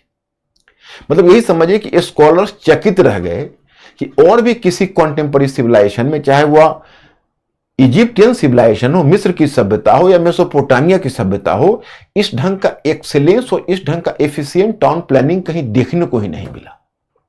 हां, एक यूनान के कनोसस का सिविलाइजेशन है, तो कनोसस के सिविलाइजेशन में थोड़ा आपको यह चीज देखने को मिलती है, but it was the rarest of the rare thing यूनान में, ग्रीक में, लेकिन अदरवाइज कहीं नहीं है. फिर इतना ही नहीं, आप देखिए जो मकान बनाते हैं, तो आज का नगर देखिए, आज जो हमारे यहां दिल्ली जैसे शहर, मैं अभी दिल्ली से बोल रहा हूं तो दिल्ली जैसे शहर की बात बता रहा हूं, कि जो दिल्ली जैसा शहर है, उस शहर में जब बारिश होती है, थोड़ी भी बारिश होती है, तो अभी उसमें वाटर लॉगिंग हो जाती है, और तब याद आती है कि हमारे टाउन प्लानर्स ने कितना अनप्लान्ड सिटी बनाई. अगर चंडीगढ़ को छोड़ दीजिए तो पोस्ट इंडिपेंडेंस एरा में वो वेल प्लान्ड सिटी है, अदरवाइज वेल प्लान्ड सिटी बहुत दुर्लभ है. और हड़प्पाई लोगों का दिमाग देखिए, पहले उन्होंने सड़कें बनाई, नालियां बनाई, गलियां बनाई, फिर मकान बनाए. हमारे यहां क्या होता है, बिल्डर्स, क्योंकि गवर्नमेंट तो प्लानिंग करते करते, और चूंकि उनका ब्यूरोक्रेसी ऐसी है कि थोड़ा सा करप्शन का भी चक्कर पड़ जाता है, तो इस कारण से क्या होता है कि सिटी बनती तो प्लान्ड है, लेकिन आगे चलकर थोड़ा बहुत अनप्लान्ड भी होने लगती है, लोग अपने ढंग से इनक्रॉच भी करने लगते हैं. लेकिन in case of Harappan civilization you will be surprise to know that कि there was no case of encroachment during the heyday of civilization. I am not talking about the after the decline of civilization. मैं नगरों का जब पतन हो गया तब तो छोड़िए, तब तो बड़ा बुरा हाल हो गया. एक कुम्हार ने अपनी भट्ठी नगर के बीच में ही बना रखी है, लेकिन सिविलाइजेशन के डिक्लाइन के बाद, अर्बन फेज के डिक्लाइन के बाद. नहीं तो पहले आपको जानकर you will be surprise that कि कोई भी इंक्रोचमेंट कंस्ट्रक्शन में नहीं होता था. इतना बढ़िया उनका कंस्ट्रक्शन डिजाइन था. और पहले सड़कें बनाई, गलियां बनाई, नालियां बनाई, ड्रेनेज पहले निकाला, फिर मकान बनाया. अभी क्या है कि मकान पहले बन जाता है, उसके बाद सोचते हैं ड्रेनेज कैसे निकालें. तो ये सिस्टम है एक. तो दूसरा है कि उन्होंने मकान इस तरह से बनाया कि उसकी एक दीवार पीछे की नाली से सटी हुई हो. अगर एक दीवार पीछे की नाली से सटी हुई होगी तो ऊपर का वाटर है वो लॉक नहीं होगा, वो वाटर एकदम नाली में आ जाएगा. और उस नाली में आने से एक फायदा यह होगा कि कहीं ना कहीं पानी का रिसाव सड़कों पर नहीं होगा. So it was a great step taken by the Harappan people, you can say. तो ये था. दूसरी बात मैं आपको बताता हूं कि जगपति जोशी ने एक बहुत शानदार बात कही है जो मैं आपसे शेयर करना चाहूंगा, क्योंकि ये सभी लिखने में आपको काम. हां, एक चीज पहले और कह दूं, फिर इस पर आता हूं. देखिए, आज आप देखोगे तो अधिकांश सिटी में हमारी सरकार रट लगा रही है, हमारा सिस्टम रट लगा रहा है कि वाटर कंजर्वेशन करिए. वाटर कंजर्वेशन, क्योंकि वाटर रिसोर्सेस इतना कम है. हड़प्पाई लोगों को वाटर रिसोर्सेस की कमी थी. अब आप लोग मेंटली अलर्ट हो गए तो एक बात मैं आपको समझा दूं. आप इंडिया का मैप तो बनाना सीख लो, क्योंकि इंडिया के मैप पर नजर रखो, ज्योग्राफी में भी आपकी आवश्यकता होगी, हिस्ट्री में भी आवश्यकता होगी। आप नॉर्थ वेस्ट में देखो हड़प्पन सिविलाइजेशन, और पूरब में आप देखो, बिहार देखो, बंगाल देखो, बाकी ईस्टर्न पार्ट देखो। तो यहां पर क्या था कि यहां पर आपको पानी की स्कार्सिटी नहीं थी, क्योंकि तो वर्षा की मात्रा बढ़ती जा रही थी। दूसरी बात हड़प्पा में क्या था कि हड़प्पा में जो ग्राउंड वाटर था वो खारा पानी था, नमकीन पानी था, मतलब पता नहीं, अच्छा पानी नहीं था। तो ग्राउंड वाटर का यूज हड़प्पन पीपुल नहीं कर सकते थे। वहां पर जो ग्राउंड वाटर से कोई जलाशय भी निकलता तो उसका पानी पोर्टेबल वाटर नहीं होता, तो या तो वो नदियों की पानी पर डिपेंड करते थे या फिर वर्षा के वाटर पर। तो वर्षा के वाटर को कंजर्व कैसे करते? तो धौलावीरा में आपको पहली बार वाटर कंजर्वेशन का साक्ष्य मिलेगा, वाटर हार्वेस्टिंग का। धौलावीरा के लोगों ने पानी को, आज भी तो आप जाके यूट्यूब पर देखिए, आपको धौलावीरा का वहां पर आपको आप देखिए, उसके बाद डायल करिए कि धौलावीरा वाटर कंजर्वेशन सिस्टम, और तब देखिए कितना बढ़िया आपको दिखाता है कैसे उन्होंने वाटर कंजर्वेशन करने का उपाय किया। तो ये अपने आप में दुर्लभ चीज है, ऐसा वर्ल्ड में, कंटेम्प्रेरी वर्ल्ड में कहीं नहीं है। खैर उसको, अब मैं एक बात पर आपका ध्यान इंगित करना चाहूंगा कि हड़प्पा सभ्यता के लोगों के बारे में, हड़प्पन सिविलाइजेशन के लोगों के बारे में क्या कहा जाता। जैसे समकालीन मिस्र की सभ्यता है जो मैंने अभी आपको देखा है, इजिप्ट आप मानचित्र पर देखेंगे तो लाल सागर जहां आप जा रहे होंगे, मिस्र तो आप पहचान ही रहे हो, तो वहीं पर पूरे मिस्र में नहीं, एक कॉर्नर में फैला हुआ था। फिर मेसोपोटामिया में देखिए जो वर्तमान इराक है, और कुछ पार्ट ईरान का भी होगा। तो वहां पर दोनों जगह जो सिविलाइजेशन था, तो इजिप्ट में क्या था, वहां पर आपने मिस्र के फराओ शासक के बारे में सुना होगा, जरूर सुना होगा। आपने ममीज की कहानी सुनी। ममीज का मतलब है कि जो डेड बॉडी को जो ग्रेव में रखते थे और पिरामिड बनाते थे। आपने ग्रेट पिरामिड मिस्र का सुना होगा। ये पिरामिड कहां से बनता था? लोगों के खून पसीनों से बनता था, मजदूरों के श्रम का शोषण करके बनता था। The workers, you can say the labor of workers was badly exploited, and there was a large number of slaves, and slaves were forcefully involved into production. और स्लेव लेबर के आधार पर उतने भव्य पिरामिड उन्होंने बनाए थे। और उधर मेसोपोटामिया में बड़े बड़े टेम्पल्स बनाए। दी टेम्पल्स वेर कॉल्ड जिगुरस। टेम्पल्स को क्या कहा जाता था? जिगुरस कहा जाता था, जिगुरस। तो एक तरफ मिस्र वालों ने अपने पिरामिड बनाए, मिस्र के शासक वर्ग ने, मेसोपोटामिया के शासक वर्ग ने मंदिर बनाने पर खर्च किए। और कॉमन पीपल का स्टैंडर्ड क्या था? कॉमन पीपल के लोग झुग्गी झोपड़ी में रहते थे। दे वर लिविंग इन हटमेंट्स और मड हाउसेस, या फिर कच्ची मिट्टी के मकानों में रहते थे। लेकिन हड़प्पा सभ्यता के जो शासक वर्ग के लोग थे, उनकी जरूर सराहना होनी चाहिए। They should be praised. उनके बारे में कहा जाता है कि वे अपने सार्वजनिक भवनों या पब्लिक बिल्डिंग्स के निर्माण पर ज्यादा खर्च नहीं किए। On the other hand they upgraded the standard of the common people, standard of common people. उस पर उन्होंने खर्च नहीं किया, लेकिन जनसामान्य के जीवन स्तर को ऊंचा उठाया। ये था हड़प्पाई शासक वर्ग के लोगों का इगैलिटेरियन अप्रोच टू लाइफ। यह उनका समतामूलक दृष्टिकोण था।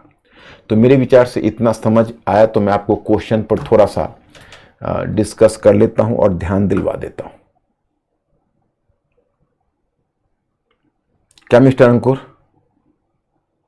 My students, are you okay और एनी प्रॉब्लम? थोड़ा सा हिंट करिए। वेबसाइट,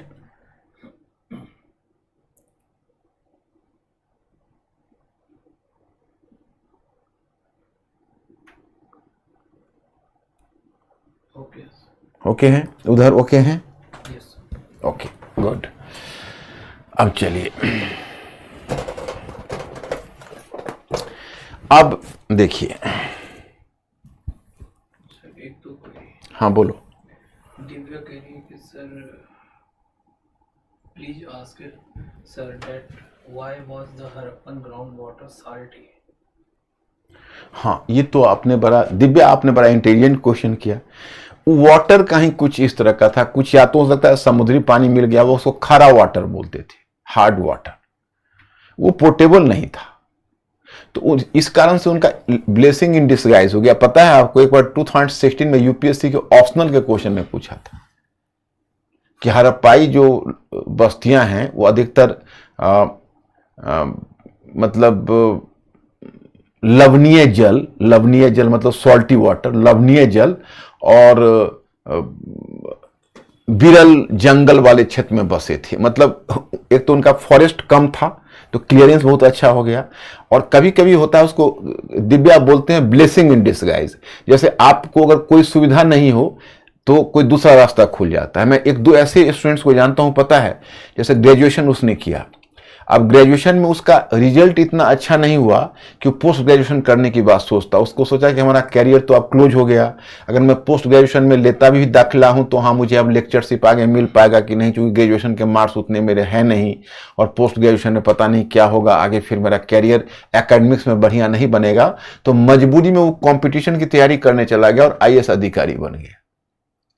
तो मतलब ये हुआ कि उसको कहते हैं ब्लेसिंग इन डिसगाइज। वही हड़प्पाई लोगों के साथ होगी, क्योंकि उनका जल नीचे का खारा था। जैसे आप देखो ईस्ट में देखिए, ईस्ट में छोटे छोटे रियर वॉइस है। आप बिहार से लेकर नेपाल तक देखिए, छोटा छोटा पोखरा मिलेगा जहां नीचे से पानी था, तो वो पानी मीठा था, स्वीट वाटर था, तो लोग उसी के इर्द गिर्द रह गए, नदी किनारे नहीं बसे। हड़प्पाई लोगों ने कोई जल खारा था तो नदी किनारे बसे, और नदी किनारे बसने से दो फायदे हो गए। एक तो जो नदियां हैं वो जल और मिट्टी बहाकर ला रही थी, एलुवियल सॉइल जो बहुत प्रोडक्टिव थी, तो उससे उनका एग्रीकल्चर डेवलप कर गया, नंबर 1। नंबर 2 कि नदी किनारे बसने से उनका बहुत चीप ट्रांसपोर्टेशन का साधन मिल गया, नाव से, और जल मार्ग से वो तेजी से आगे बढ़ सकते थे। उसमें उनको खर्च भी ज्यादा नहीं पड़ता, लद्दू जानवर की जरूरत नहीं होती, इंसान को ढोने की जरूरत नहीं होती, एकदम जल वाटर से सीधे। So they just started the water transportation and it was a cheaper means for transportation, so that was beneficial for Harappan people. Sir Farhan कह रहे हैं कि पहले घर में डोर्स रोड साइड नहीं होते थे, साइड में होते थे। नहीं, पहले नहीं, हड़प्पाई लोगों ने, पता नहीं, ये देखो लिटरेचर तो फरहान में आपका क्वेश्चन सुना, एक्चुअली पहले देखो लिटरेचर तो है नहीं कि बहुत मामलात हमें हासिल हो, लेकिन वो चीजें जो सबसे बड़ी बात होती है कि उन्होंने सामने दरवाजा उनको बनाना चाहिए, कोई भी इंसान तो सामने बनाता है, लेकिन उन्होंने पीछे दरवाजा बनाया हुआ था। तो ऐसा करने का मतलब क्या था? तो वही, अब देखो मानव शास्त्री जो एंथ्रोपोलॉजिस्ट वगैरह हैं, they are just making the conjecture कि possibly they were much concern about security और डिफेंस। तो वो कहीं ना कहीं अपने सुरक्षा के प्रति ज्यादा चिंतित रहे होंगे, इसलिए उन्होंने इस तरह का स्टेप लिया था। इशिका कह रही है sir, does Mesopotamia has Harappan like town planning? No, no, Ishika, no, never. Neither Mesopotamia nor Egypt. Egypt was, and Mesopotamian towns were led in a very half-a-jarred manner, Ishika. They could not follow the excellence of Harappan people. So this was the rarest of the rare achievement of Harappan people, you can say. Sir website से रंजन पूछ रहे हैं कि sir पानी खारा था तो हर घर में कुआं क्यों था? वो पानी, रंजन, यस, रंजन का क्वेश्चन है कि पानी खारा था तो हर घर में कुआं क्यों था। मैं आपको बताता हूं रंजन, यहीं पर आप चूक गए। कल मैंने आपको बताया था, देखो दो तरह का कुआं होता है, ध्यान रखना। एक कुआं कहते हैं रिंग वेल्स। रिंग वेल्स में क्या है कि आप जैसे खोदोगे, जैसे आप नॉर्मली आपके इलाका में पता नहीं पानी का लेयर क्या है, अब जैसे दिल्ली में 50-60 फीट पर पानी मिल जाता है, उसी तरह से बिहार वगैरह में भी, मैं यूपी वगैरह में भी मुझे लगता है कि 50 से 80 फीट के अंदर बीच में मिल जाता है। अब खैर लेयर थोड़ा डाउन जा रहा है, लेकिन बहुत सारे ऐसी जगह आपको मिलेंगे पहाड़ी रीजन जहां 100-120 में भी मिलता है। लेकिन मैं आपको बताऊं कि जब आप नदी किनारे, जैसे नदी का जल है उसके बगल में आप करोगे तो ऐसे कोरोगे जमीन को, तो जमीन को डिग करने के साथ ही 1-2 फीट 4 फीट पर आपको वाटर मिल जाएगा। वो पानी इंडिपेंडेंट नदी नहीं, तो नदी का पानी रिस के आता है आपको। तो जो कुआं था उसमें इंडिपेंडेंट वाटर नहीं था, नहीं तो फिर नदी किनारे बसने का मतलब क्या है? वाटर के लिए तो नदी किनारे बसते थे।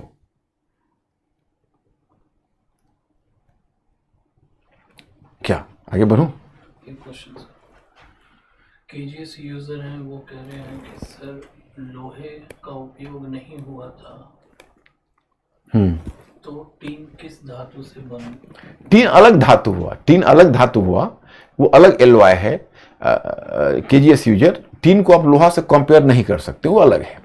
अभी देखो दुनिया भी लोहा के एज में पहुंची ही नहीं, लोहे का प्रयोग कहीं नहीं हुआ है अभी, न मिस्र में हुआ है, न मेसोपोटामिया में हुआ है, न हड़प्पा सभ्यता में हुआ है। The world didn't inter into iron phase, the world is still at the copper and bronze phase. Copper phase you can say, because bronze phase is not an independent phase. Bronze phase is the part of the copper phase itself. जिसको आप कांस्य युग कहते हो, कांस्य युग स्वतंत्र नहीं है। कांस्य युग कहीं ना कहीं ताम्र काल की ही एक पार्ट है, इसलिए कांस्य युग बोलते हैं उसको। सर भरत कह रहे हैं कि सर क्या पूजा की मूर्तियां घरों से मिली हैं या सार्वजनिक स्थानों से मिली?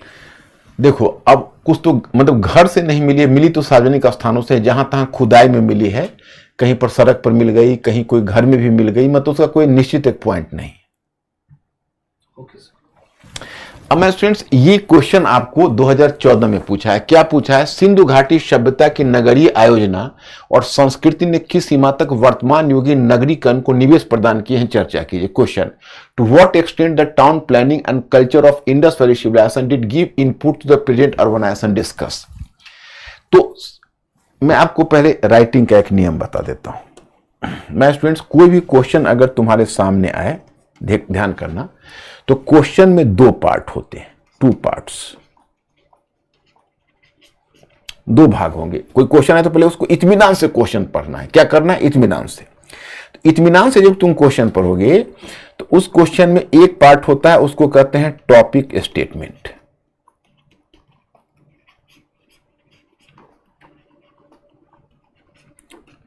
टॉपिक स्टेटमेंट, टॉपिक स्टेटमेंट जो आप देखते हो उसको बोलते हैं कथन, कथन।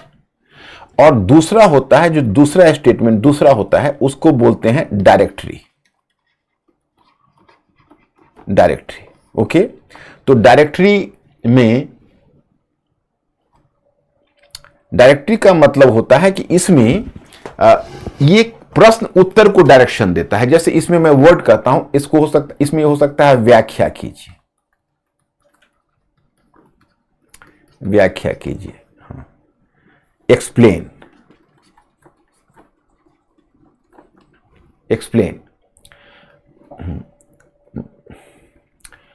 विश्लेषण कीजिए, विश्लेषण कीजिए, एनालाइज, एनालाइज। ओके, विश्लेषण कीजिए, analyse,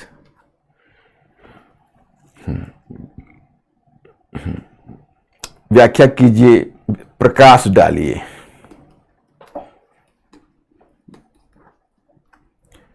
throw light on, throw light on,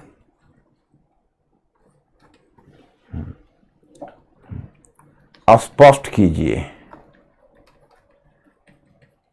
elaborate, elaborate. Okay, और नीचे और भी मैं टर्म बोलता हूं, आलोचना कीजिए, आलोचना कीजिए, क्रिटिसाइज, आलोचनात्मक परीक्षण कीजिए,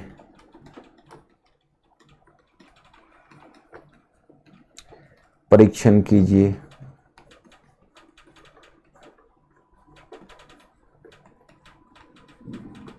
क्रिटिकली एग्जामिन, आलोचनात्मक परीक्षण कीजिए, क्रिटिकली एग्जामिन। ओके, आलोचना कीजिए, क्रिटिसाइज, आलोचनात्मक परीक्षण कीजिए, क्रिटिकली एग्जामिन, समीक्षा कीजिए, ये भी क्रिटिसाइज, क्रिटिसाइज,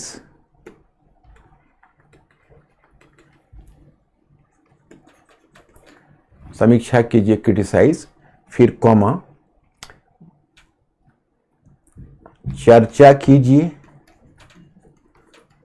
ये दोनों का चर्चा कीजिए, और चर्चा कीजिए और विवेचन कीजिए, दोनों का होता है टू डिस्कस। अब मैं स्टूडेंट्स, मुझे आपको एक चीज समझाना है, एक ही क्वेश्चन हो लेकिन अगर डायरेक्टरी बदल जाता है तो लिखने का डायरेक्शन बदल जाता है। क्वेश्चन में जिस क्वेश्चन देंगे तो दो तरह का क्वेश्चन होगा। एक तरह का क्वेश्चन होगा हाइपोथेटिकल क्वेश्चन। तो जो हाइपोथेटिकल क्वेश्चन होगा उसमें एक हाइपोथेसिस दिया रहेगा, जो हाइपोथेसिस आपको प्रूव करना है। दूसरे तरह का जो क्वेश्चन देगा वो क्वेश्चन होगा आर्गुमेंटेटिव क्वेश्चन। तो आर्गुमेंटेटिव क्वेश्चन में क्या होता है कि उसको बोलते हैं कि उसमें पहले आपको स्टैंड लेना पड़ेगा, हाँ या ना में। जैसे देखो, हम आपको मतलब आपको वैसे तो मैं अलग अलग बता देता हूं। जैसे आप मान लीजिए शब्द है व्याख्या कीजिए, तो व्याख्या कीजिए का मतलब होता है टू एक्सप्लेन, कि कोई कुछ जान रहा हो लेकिन अच्छे ढंग से नहीं समझ पा रहा हो। जैसे कोई जान रहा हो, अच्छे ढंग से नहीं समझ पा रहा हो, तो आप विभिन्न उदाहरण देकर विस्तार से उसको समझाते हैं कि ये हुआ, तो वो कहता है कि अच्छा अब हम क्लियर हुए, ये हुआ व्याख्या कीजिए। विश्लेषण कीजिए का मतलब है कि उसमें कई एस्पेक्ट है जो उलझा हुआ है, तो तोड़ तोड़ का आप एक एक एस्पेक्ट बता रहे हो, तो दैट इज कॉल्ड विश्लेषण कीजिए।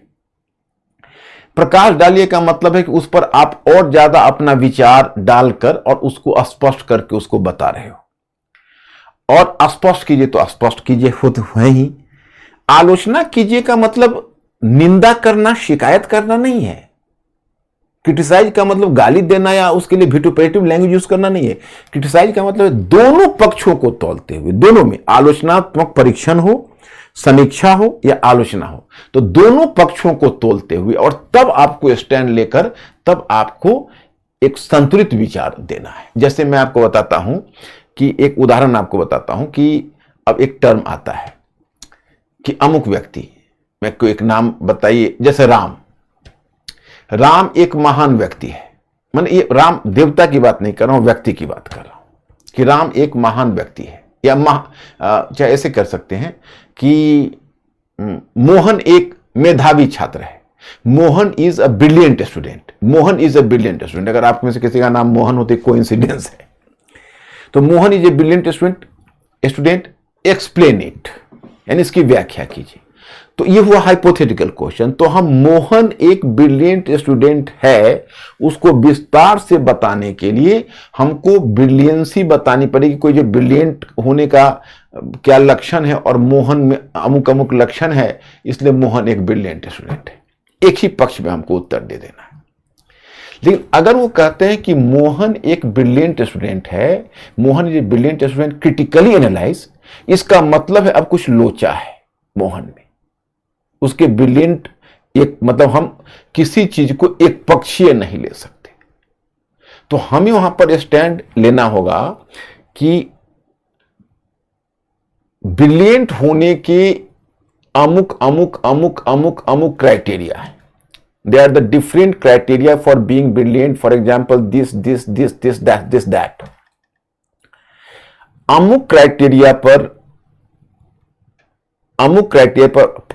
पर मोहन ब्रिलियंट ठहरता है, अमुक क्राइटेरिया पर ब्रिलियंट ठहरता है, अमुक क्राइटेरिया पर एक ब्रिलियंट ठहरता है। परंतु तस्वीर का एक दूसरा पक्ष भी है। अमुक क्राइटेरिया पर मोहन ब्रिलियंट, अमुक क्राइटेरिया को मोहन फुलफिल नहीं कर पाता है, अमुक क्राइटेरिया को फुलफिल नहीं कर पाता है, अमुक क्राइटेरिया को फुलफिल करने में चूक जाता है, और तब अंत में हम देंगे। इसलिए मोहन को ब्रिलियंट कहने से पहले हमें सावधानी से विचार करने की आवश्यकता है। तो ये हो गया आलोचना कीजिए या समीक्षा कीजिए, क्रिटिकली एनालाइज या समीक्षा, ये हुआ आर्गुमेंटेटिव क्वेश्चन। अगर यहीं पर विवेचन कीजिए टू डिस्कस होता है, तो इसका मतलब होता है कि अमुक यह मानता है, अमुक विचारक यह कहता है, अमुक विचारक यह कहता है, अमुक विचारक यह कहता है, अमुक विचारक यह कहता है, और कुल मिलाकर इसमें हमारा विचार ये है। तो ये हुआ चर्चा कीजिए, विवेचन कीजिए, यह भी आर्गुमेंटेटिव है। तो अब इतने सारे विचारक तो कुछ पता नहीं होता है, तो हम उसमें बता देते हैं कम से कम दो का नाम दे दो, यह कहता है या यह बोलता है, या यह दृष्टिकोण यह बोलता है, वह दृष्टिकोण यह बोलता है, इसमें मेरा यह मानना है। या ऐसा प्रतीत होता है, तो ऐसे करके दिया जाता है। तो अब माय स्टूडेंट्स, एक्चुअली है क्या कि हमको 1 आवर 20 मिनट्स ही आपके लिए टाइम है, क्योंकि इसके बाद फिर क्या है कि फिर एक इंग्लिश मीडियम का क्लास जस्ट आपके बाद है। लेकिन घबराइए नहीं, वो क्लास पहले जब फिनिश हो जाएगा तो I will be free, and तब मैं आपका टाइम ड्यूरेशन बढ़ा दूंगा, क्योंकि वो मेरा 10-12 क्लास या 13 क्लास के बाद हमें लगता है फ्री हो जाएगा। तो हम फिर आपको दूसरा सेगमेंट में, कल्चर में तो है ही, और बाकी सेगमेंट में शायद मैं आपको इस तरह के हेल्प में, मॉडर्न में या वर्ल्ड में, इस समय में ना दिक्कत होने दूँ, क्योंकि मुझे भी 1 आवर 20 मिनट्स में छोड़ के जाना बहुत बुरा लगता है। अब मेरा बीच में ही बात रुकी पड़ी है, लेकिन मुझे बड़े भारी मन से रुक जाना पड़ेगा यहीं, और अगले क्लास को देखते हुए, और आपसे मैं कल ही मिल पाऊंगा। मैं यहीं से स्टार्ट करूंगा जहां आज से छोड़ा है। आप हड़प्पा प्रोसेस, डिक्लाइन वगैरह जो भी है, आप डिक्लाइन तो खैर मैंने उसमें नहीं दिया हुआ है, जितना मैंने दिया हुआ है उसको देख लीजिएगा, और कल का इंतजार करिए। कल क्वेश्चन राइटिंग पर भी कुछ चर्चा करूंगा, और बाकी एस्पेक्ट हड़प्पन सिविलाइजेशन है उस पर हम चर्चा कल करेंगे। तो आज यही रुक जाता हूँ। तो ठीक है माय स्टूडेंट्स, कोई क्वेश्चन भी है क्या? नहीं सर। तो okay my student, good night, thank you very much, I see you tomorrow.